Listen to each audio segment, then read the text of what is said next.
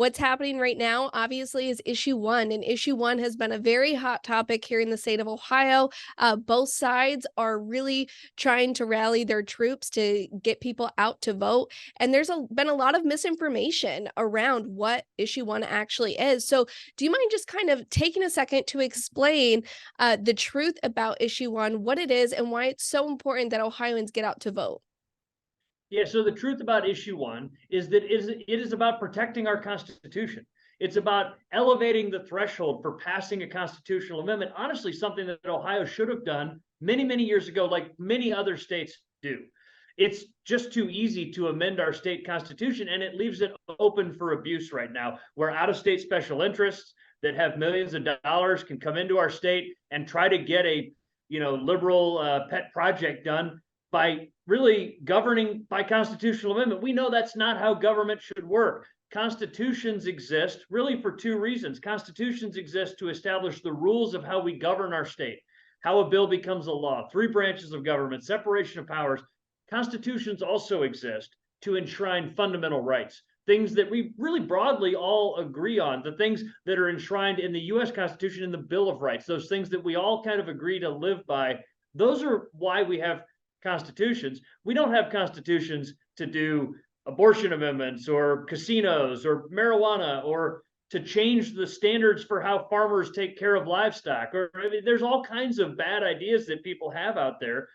The next one that we'll be facing if we're not careful is a massive increase in Ohio's minimum wage that would just kill small businesses. There are groups gathering signatures right now as we speak to do a massive minimum wage increase in our Constitution. None of that belongs in a Constitution.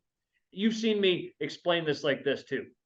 The US Constitution, 7,000 words. It fits in your shirt pocket. I think we all have our pocket constitutions. I've got one that's a little dog-eared now that still says Sergeant LaRose on the cover because I had it when I was serving on active duty.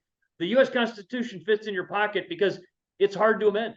It can be amended. It has been amended 27 times, but it's not easy. And so as a result, it's about 7,000 words. And I would argue, as a person of faith, divinely inspired, this document that has led our country through some really challenging times.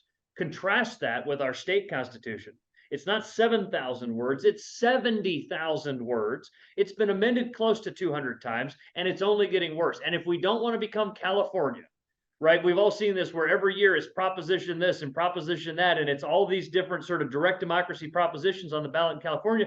If we don't want to become California and have our constitution changing every year, we need to vote yes on issue one. Now, you asked me to specifically respond to some of the misinformation that's out there.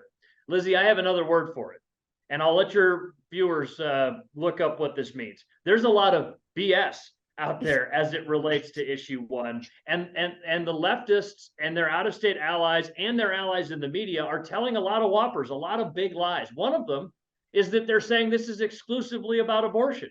Now, I'm pro-life, you're pro-life. I'm proud of my 100% pro-life voting record, and it is important that we protect Ohio's Constitution from a dangerous, radical abortion amendment that they're proposing for this November. So that's one reason, but it's never been the only reason to pass this. In fact, to show you how dishonest they are, they took a 10-minute speech I gave where I talked all about why issue one matters not just to pro-lifers, but to gun rights advocates and business owners and farmers and really anybody that cares about good government. And I laid out the case about how it's about all of these other things.